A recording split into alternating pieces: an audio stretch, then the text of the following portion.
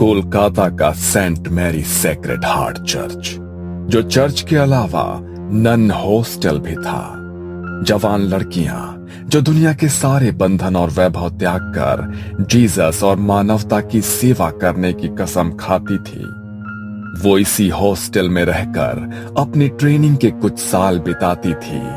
और जब उन्हें नन होने के सभी कर्तव्य सिखा दिए जाते तो उन्हें सेक्रेड हार्ट सोसाइटी से जुड़े किसी चर्च में भेज दिया जाता। यह मार्च का अंतिम शनिवार था। चर्च में इवनिंग प्रेयर हो रही थी।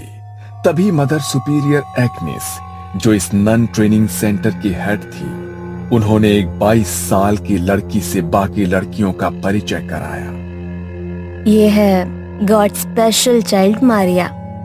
आप सभी की तरह इनका जन्म भी सिर्फ सांसारिक सुखों में अपने जीवन को व्यर्थ करने के लिए नहीं, बल्कि प्रभु के चरणों की सेवा के लिए हुआ है। यह हमारे साथ इसी चर्च में रहेंगी। मदर एग्नेस ने अपनी तरफ से नन मारिया का इंट्रोडक्शन दे दिया था, लेकिन मारिया के चेहरे पर गहरी उदासी की परत चढ़ी दिखाई देती थी। उसने न किसी से नजर मिलाई, न किसी को देखकर कोई भाव उसके चेहरे पर आया। बस जैसे ही मदर एग्नेस ने अपनी बात खत्म की, वो चुपचाप अपने कमरे की ओर निकल गई। ये लड़की तुमको कुछ अजीब नहीं लगा? मुझे तो ऐसा लगा जैसे उसे जबरदस्ती इधर भेजा है। पता नहीं, उसकी आंखों में कुछ है। I can feel it. Mother Agnes ने तुम्हारा बात सुना तो प्रॉब्लम हो जाएगा। बाद में देखते हैं। अगर ऐसा कुछ होगा तो वो खुद बोलेंगी ना। तुम क्यों अपना मूड खराब करता है? मोनिका के कहने पर उसके ही कमरे में रहने वाली रोमा चुपचाप अपने कमरे में लौट गई थी। लेकिन अभी भी मारिया का वो सपाट चेहरा, गहरी भीतर धसी आंखें उसके मन में कौंध रही थी। अगले दिन सवेरे प्रेयर के समय रोमा ने महसूस किया कि वो सबसे पीछे खड़ी हुई कुछ और ही बड़बड़ा रही है, जैसे वो इस प्रेयर से बचने की कोशिश कर रही हो। रोमा दबे पांव मारिया के नजदीक जाकर खड़ी हो गई और उसके मुंह से निकल रहे शब्दों को समझने की कोशिश करने लगी। मारिया कुछ अजीब सा बड़बड़ा रही थी, जो स्पष्ट तो बिल्कुल भी नहीं था, लेकिन रोमा के शरीर में उसकी आवाज से झुरझुरी सी दौड़ने लगी थी, क्योंकि मारिया किसी आदमी की दोहरी आवाज में कुछ बोल रही थी। कुछ तो अलग है इस लड़की में। मैं पता लगा कर रहूंगी आखिर इसका चक्कर क्या है। इसका दिमाग लगता है ठिकाने पर नहीं है। वैसे भी हम सबका यहाँ आने का कोई ना कोई कारण है। ये तो इतनी पढ़ी लिखी सुंदर है, कोई भी मिल सकता था इसको। यहाँ क्यों आई? रोमा के मन में कई सवाल थे, जिनके उत्तर जानने के लिए वो काफी परेशान थी। शाम को प्रेयर के बाद सभी अपने कमरे में सोने की तैयारी कर रहे थे, लेकिन रोमा ने आज कुछ अलग सोचा हुआ था। सबके सोने के बाद वो दबे पांव मारिया के कमरे की खिड़की पर पहुंची और अंदर झांक कर देखने लगी। लेकिन वहां का नजारा देखकर रोमा के रोंगटे खड़े हो गए थे। मारिया अंदर चेयर पर बैठी हुई थी, लेकिन वो चेयर पर ऐसे बैठी थी जैसे किसी ने उसके पूरे शरीर को मोड़ तरोड़ कर जबरदस्ती वहां बैठाया हो। उसके हाथ पैर बुरी तरह से गुथे हुए थे, गर्दन दूसरी ओर थी। ऐसा लगता था वहां कोई इंसान नहीं, रबर की गुड़िया पड़ी है। अचानक ही मारिया ने अपनी गर्दन रोमा की ओर घुमाई और इस बार मारिया का चेहरा देखकर रोमा की चीख निकल गई। मारिया की आंखों के चारों ओर गहरे स्याह गड्ढे दिखाई पड़ रहे थे। बाल बुरी तरह से उसके चेहरे पर बिखरे थे और दांत इतने काले थे जैसे किसी ने जलता हुआ कोयला उसके मुंह में रख दिया। रोमा की दिल दहला देने वाली चीख सुनकर मदर एग्नेस और बाकी लड़कियां दौड़कर वहां पहुंच गई। रोमा जमीन पर पड़ी हुई थी और उसकी सांसें उखड़ रही थी। तुम यहाँ क्या कर रही हो? क्या हुआ है? रोमा ने उंगली से मारिया के कमरे की ओर इशारा किया। रोमा की हालत देखकर मदर एग्निस ने खिड़की से अंदर की ओर देखा तो उसके भी होश उड़ गए। ओ जीसस, ये क्या है? मैं देखती हूँ, तुम लोग इधर ही रहना।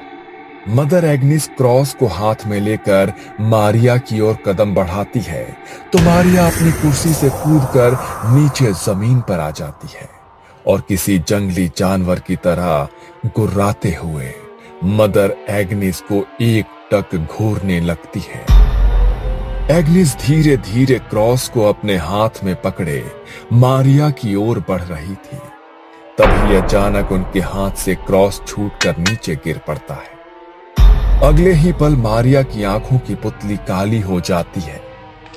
उसकी उंगलियां कड़कड़ की आवाज के साथ पीछे घूम जाती है और मारिया किसी जानवर की तरह एग्निस के ऊपर छलांग लगाकर उसके हाथ का मांस चबा डालती है। वो किसी शैतान की तरह मदर एग्निस का मांस अपने मुंह में दबाए वहां खड़ी हुई थी और मदर एग्निस दर्द से बेहाल हो रही थी। हमला करने के बाद मारिया वापस जाकर उसी कुर्सी पर बैठ जाती है और अजीब सी आवाज में कुछ बड़बड़ाने लगती है। मारिया के मुंह से सुनाई दे रही आवाज ऐसी थी मानो एक साथ 2-3 लोग बोल रहे हों।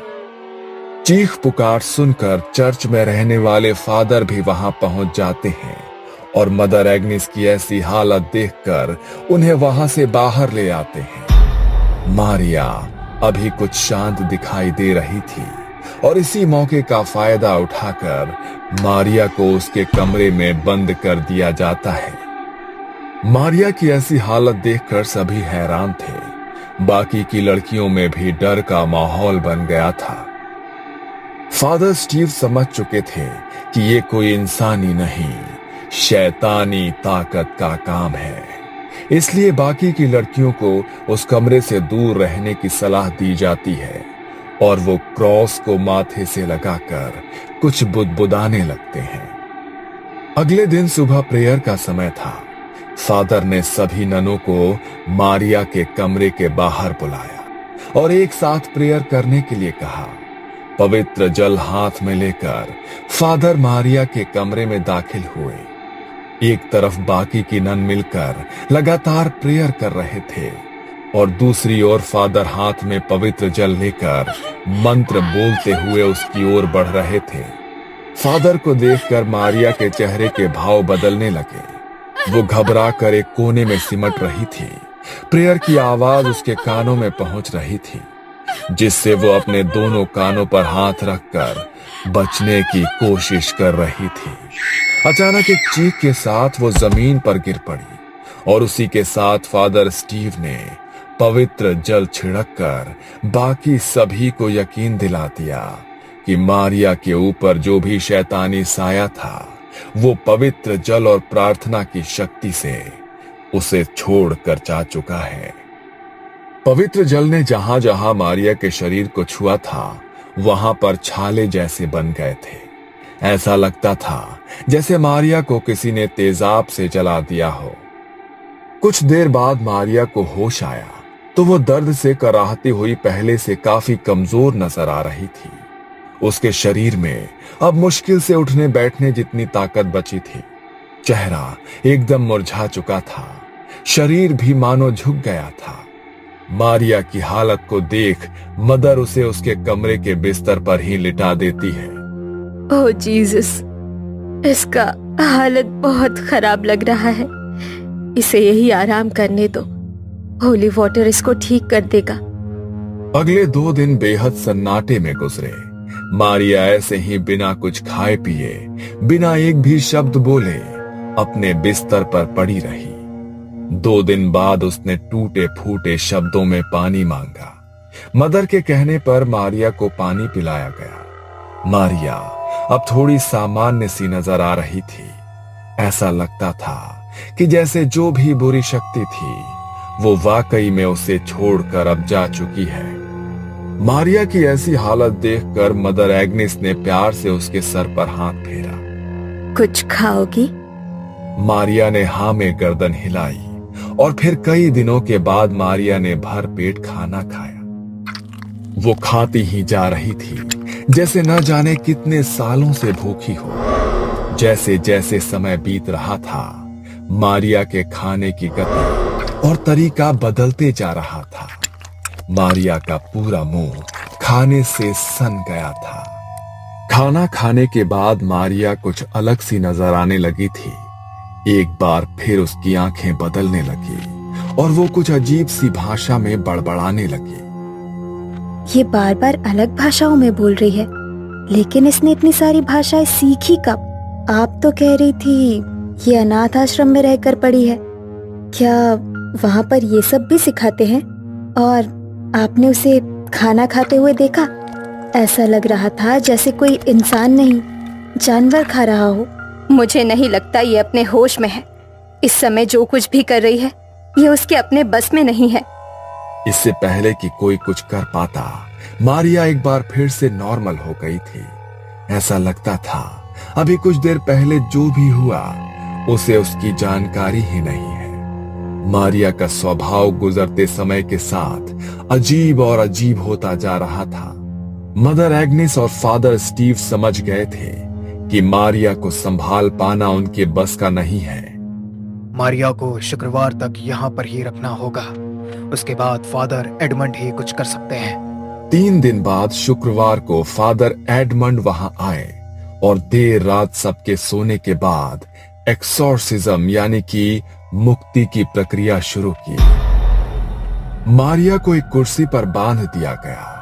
उसके चारों ओर क्रॉस और जलती मोमबत्तियां रखकर पवित्र जल का छिड़काव कर दिया गया और उसी के साथ फादर ने मंत्र पढ़ने शुरू कर दिए।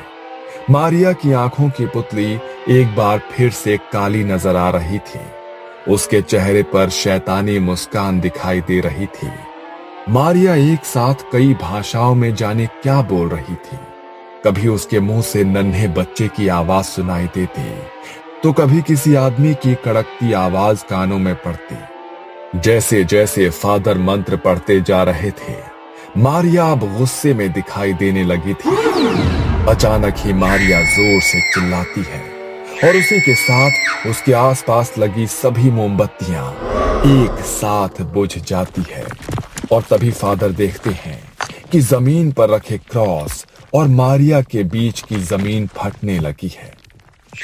मारिया बुरी तरह से चीख रही थी। उसकी चीख की तेज आवाज किसी के भी बर्दाश्त से बाहर होती जा रही थी। अचानक ही मारिया का शरीर बुरी तरह से अकड़ने लगता है और उसी के साथ मदर एग्नेस की आंखों का रंग भी गहरा काला पड़ जाता है। मुझे छोड़ दो, मैं बताती हूँ, सब बताती हूँ। ये सब 1 साल पहले शुरू हुआ था। मारिया एक नन कभी बनना ही नहीं चाहती थी।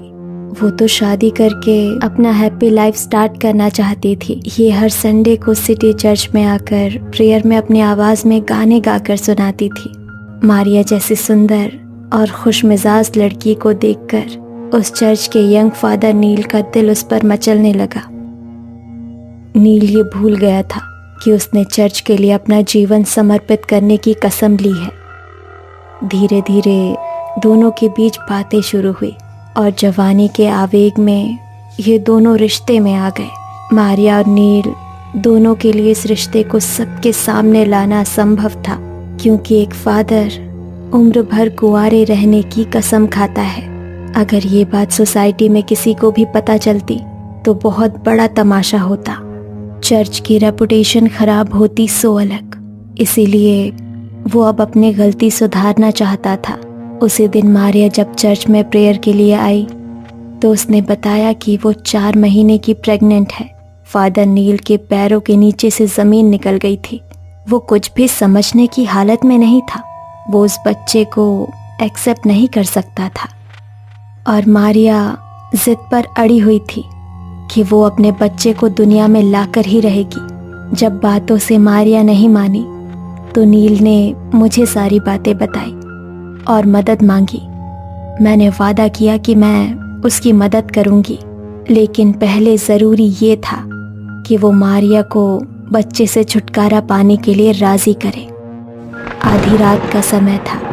बाहर भयंकर तूफान आया हुआ था। मारिया को प्रसव पीड़ा शुरू हो चुकी थी और ऐसी हालत में सिटी चर्च में सिर्फ 3 लोग मौजूद थे, फादर नील, मारिया और नर्स जूली। मैंने नर्स जूली को सिटी चर्च में पहुंचने के लिए कहा था। जूली आ गई है ना, तुम चिंता मत करो, वो सब संभाल लेगी। यस, जूली तो आ गई है, लेकिन मारिया की हालत बहुत खराब है। मुझे कुछ समझ नहीं आ रहा, अगर उसे कुछ हो गया तो। मारिया की डिलीवरी समय से पहले कराने के लिए हमने धोखे से दवाइयाँ दी है। ऐसी कंडीशन में मरीज की हालत बिगड़ती ही है। इस समय तुम अपनी रेपुटेशन की चिंता करो, मारिया की नहीं। और अगर मर जाएगी ना तो अच्छा ही है, तुम्हारे लिए रास्ते का रोड़ा अपने आप साफ हो जाएगा। रात के तकरीबन 2 बजे बच्चे का जन्म हुआ। तब तक मैं भी सिटी होली चर्च पहुंच गई थी। मारिया की हालत खराब थी। आपका बच्चा पैदा होते ही चल बसा। I am sorry. नर्स के इतना कहते ही मारिया चीख चीख कर रोने लगी। मैंने नर्स को इशारा किया और वो बच्चे को लेकर चर्च के पीछे बने कब्रिस्तान में आ गई। नील मारिया को संभालने की कोशिश कर रहा था और उसी क्षण हम दोनों ने मारिया के जीवित बच्चे को गड्ढा खोदकर दफना दिया। हमें लगा था कि ये सब भी उस बच्चे के साथ हमेशा के लिए दफन हो गया, लेकिन कहते हैं ना, सच्चाई चाहकर भी छिपती नहीं है। मारिया को बदहवासी से रोते देख नील अपने आपे से बाहर हो गया। अरे क्या रोना धोना लगा कर रखा है तुमने? अगर जिंदा भी रहता तो क्या मिल जाता तुम्हें? अब तुम भी सुकून से जियो और मुझे भी जीने दो। कभी सोचा भी है कि अगर मैंने ये फैसला ना लिया होता तो जिंदगी बर्बाद हो गई होती हम दोनों की। तुमने क्या किया मेरे बच्चे के साथ? सच सच बताओ, कहीं ऐसा तो नहीं उस नर्स ने झूठ बोला मुझसे? हाँ, झूठ बोला हमने तुमसे। अब बेहतर होगा कि तुम अपने मुंह पर ताला लगा लो। मारिया घंटों तक रोती चिल्लाती रही, लेकिन अब कुछ नहीं किया जा सकता था। मारिया जानती थी फादर नील सबकी नजर में एक संत है। वो चीख चीख कर भी अपनी सच्चाई बताएगी तो भी कोई भरोसा नहीं करेगा। और वैसे भी अब इस सच को साबित करने के लिए उसके पास कोई सबूत भी नहीं था। मारिया अब खामोश सी हो गई थी। दिन भर किसी से बात करने वाली मारिया अक्सर रात में कब्रिस्तान में जाकर चीख चीख कर रोया करती थी। फिर उसने कब्रिस्तान जाना छोड़ दिया। एक रोज मेरे पास फोन करके मारिया ने कहा कि वो नन बनना चाहती है। शुरू में मैंने उसे समझाने की कोशिश की, लेकिन वो मानो अपनी जिद पर अड़ गई थी। नील के धोखे ने उसे बुरी तरह से तोड़ दिया था और अब वो इस संसार में किसी के साथ भी नाता रिश्ता नहीं रखना चाहती थी। और फिर मैं उसे अपने साथ यहाँ ले आई। कॉल नील, वरना ये मारिया जाएगी। फादर कुछ मंत्र पढ़ते हैं और मारिया के ऊपर हॉली वाटर की कुछ बूंदें छिड़क देते हैं। मारिया खुद को अपने बच्चे की मौत का जिम्मेदार समझ रही थी। उस गिल्ट ने उसको भीतर से बिल्कुल खोखला कर दिया था। आधी रात को कब्रिस्तान में जाकर मरे हुए बच्चे को पुकारने के कारण शैतानी रूहों ने उसके शरीर पर कब्जा कर लिया है। इन रूहों में मारिया के नन्हे बच्चे की आत्मा भी शामिल है, जो अब अपना बदला लेना चाहता है। फादर ने एक्सॉर्सिज्म की प्रक्रिया को और भी तेजी से शुरू कर दिया। वो लगातार हॉली वाटर छिड़क कर मंत्र पढ़ रहे थे। बंद करो, बंद करो। चीखते हुए मारिया ने खुद का हाथ उल्टी दिशा में घुमा दिया। मारिया के हाथ की हड्डी टूट गई थी और उसी के साथ मारिया की दिल दहला देने वाली चीख सुनकर सभी का दिल दहल उठता है। कॉल नील। फादर नील को बुलाने का इशारा करते हैं और कुछ ही देर में फादर नील वहां पहुंच जाते हैं। नील को वहां पर देखकर मारिया डरावनी तरीके से जोर जोर से हंसने लगती है। नील घबराकर मदर एग्निस के पास आकर खड़ा हो जाता है। मुझे माफ कर दो मारिया, तुम बिल्कुल मत घबराना। फादर इस शैतानी रूह को तुम्हारे शरीर से जरूर दूर कर देंगे। फादर लगातार हॉली वाटर छिड़क कर मारिया का एक्सॉर्सिज्म पूरा करने की कोशिश कर रहे थे। अचानक ही मारिया अपनी गर्दन ऊपर की ओर उठाती है और उसी के साथ मदर एग्नेस और फादर नील का शरीर हवा में ऊपर उठने लगता है। बुझी हुई मोमबत्तियां एकाएक जल उठती है और उसमें से 2 मोमबत्ती जाकर मदर एग्नेस और नील के कपड़ों को आग लगा देती है। मारिया एक बार फिर से लड़खड़ाती जुबान में बड़बड़ाती है, एक पाप, एक ही सजा। नील और मदर एग्नेस जमीन से इतनी ऊंचाई पर थे कि कोई चाहकर भी उनके शरीर से उठ रही आग की लपटों को बुझा नहीं सकता था। फादर के हाथों में पकड़ा हुआ हॉली वाटर उनके हाथ से छूटकर नीचे गिर पड़ता है और उसी के साथ मारिया की गर्दन एक ओर लटक जाती है। झुलसने के कारण मदर एग्नेस और फादर नील की मौत हो गई थी और मारिया, उसकी टूटी सांसें अभी भी बाकी थी। मारिया को तुरंत अस्पताल ले जाया गया और वहां पर कुछ दिन बिताने के बाद वो स्वस्थ हो जाती है। यूं तो फादर एडमंड ने आज तक बहुत से एग्जॉर्सिज्म किए थे, लेकिन उनके चर्च में किया हुआ यह पहला एग्जॉर्सिज्म था जो किसी नन के ऊपर हुआ था और जिसमें 2 जान भी चली गई थी। सिटी हॉली चर्च और सेक्रेड हार्ट चर्च को इस घटना के बाद बंद कर दिया गया, लेकिन मारिया और फादर एडमंड के लिए ये एक बुरा सपना बन गया जो आज भी उन्हें रातों को सोने नहीं देता। ये कहानी आपको अच्छी लगी हो तो हमें सब्सक्राइब करें, हमारा इंस्टाग्राम और फेसबुक पेज जरूर फॉलो करें। अगर आपके पास ऐसी ही कोई कहानी हो तो हमें कमेंट बॉक्स में भेजें। हम कोशिश करेंगे कि अगली एनिमेटेड स्टोरी आपकी होगी।